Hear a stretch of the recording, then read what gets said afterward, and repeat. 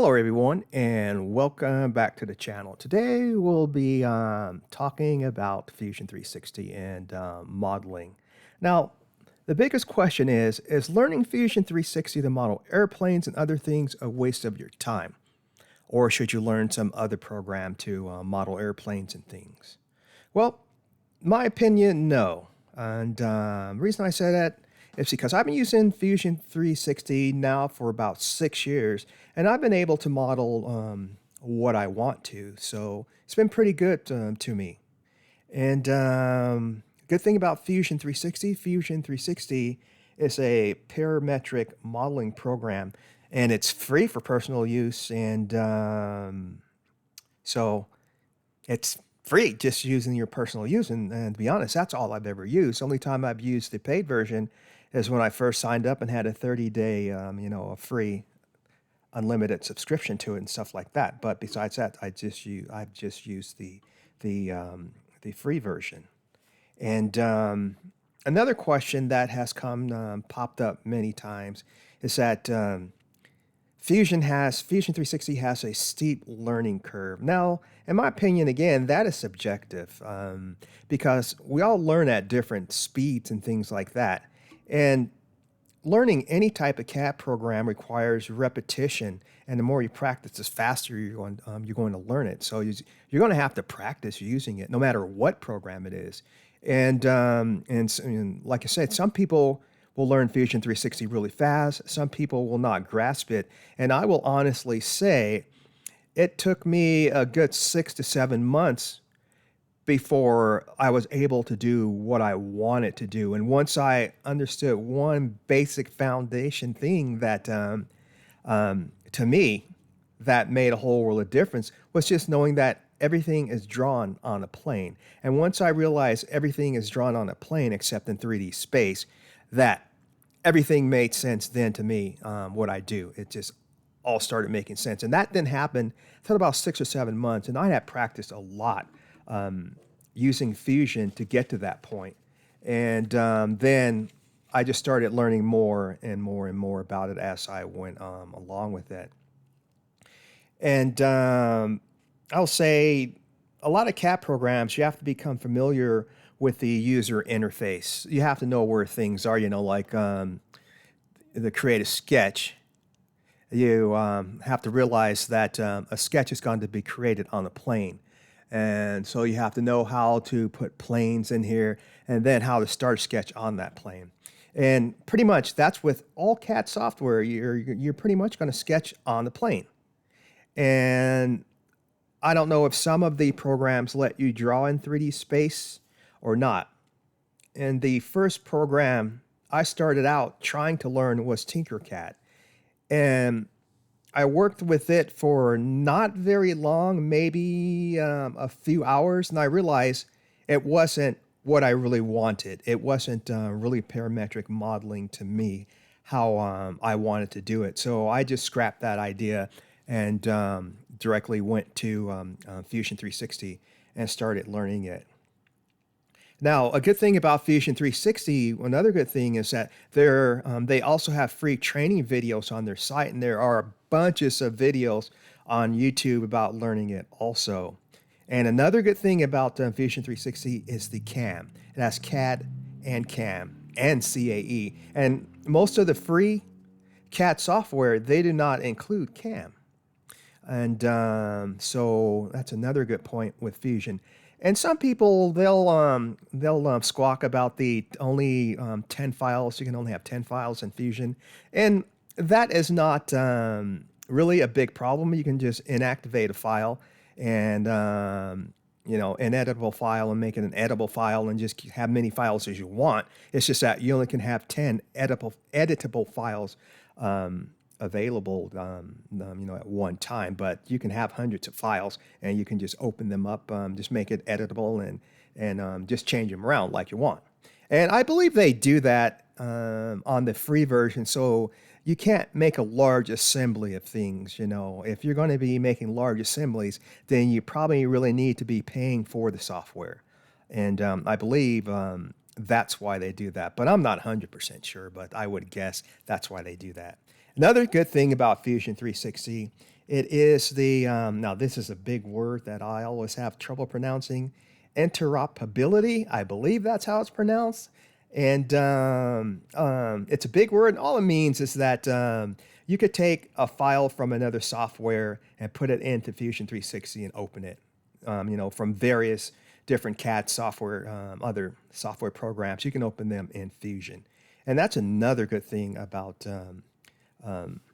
Fusion 360. And some other things that they have is data collaboration and data management and sharing designs with other people. It's just a lot of things that you have there that you can use. Now, for the price for the personal license, which is free, you can't beat that in my mind. Now, I'll be honest, I do like SolidWorks also. And when I learned Fusion 360, I learned Fusion 360 on my own, watching videos and doing a lot of practice. But when it came to SolidWorks, I actually paid money to learn SolidWorks. And in my opinion, SolidWorks is, I wouldn't say it's a harder program to learn. It's just that you have to learn where things are again. So if you want to insert a canvas into, say, Fusion 360, or put a picture onto a canvas, and then in SolidWorks you want to put a picture onto a plane, you just have to know, where to go about doing those things. But they're the same things, but just called different things. And some may have just a few more steps, like in Fusion 360, you just go to insert over here, and then just click on canvas, etc. But in SolidWorks, you go in insert and sketch and insert sketch, etc. Blah blah. There's a few more steps you go through, and just a few more things that you have to go through and just learn those things. But again, I wouldn't say one is harder over the other. Again, it just depends how much time you sit down and practice with each of them. But with SolidWorks, like I said, I paid to learn SolidWorks. And that was well worth it to me, paying to learn it. Now, as far as price, like I said, you can't beat Fusion for the price. And SolidWorks, again, which is a very good software, but SolidWorks is very expensive.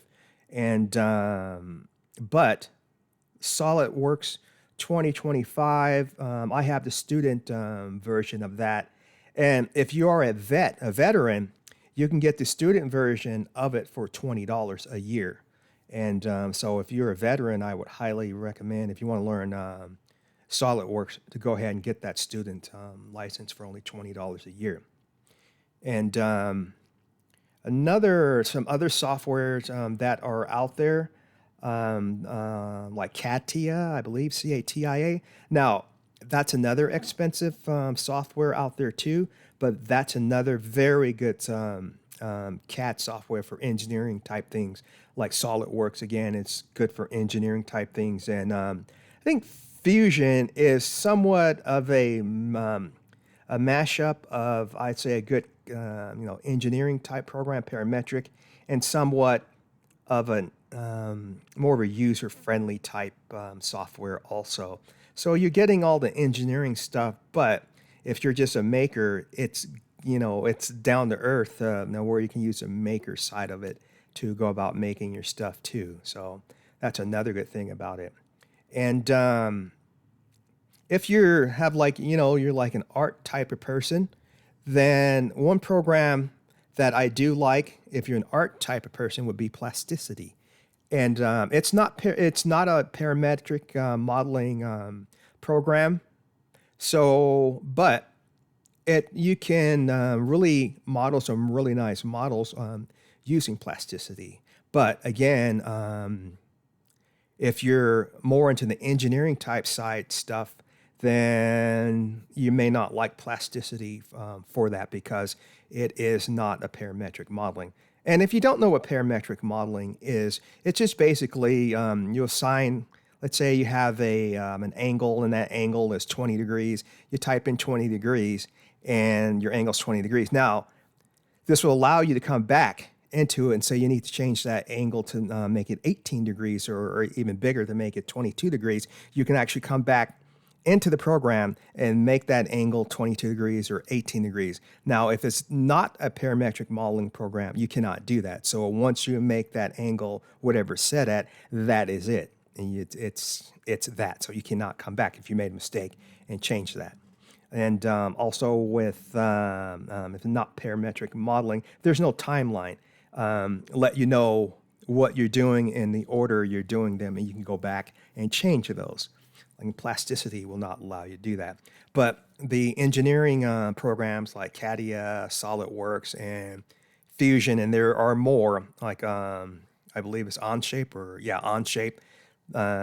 That's another very good program to use. And again, does it have a steep learning curve? Again, that's subjective. Again, it just depends how much time you want to put into it and start grasping the fundamental concepts.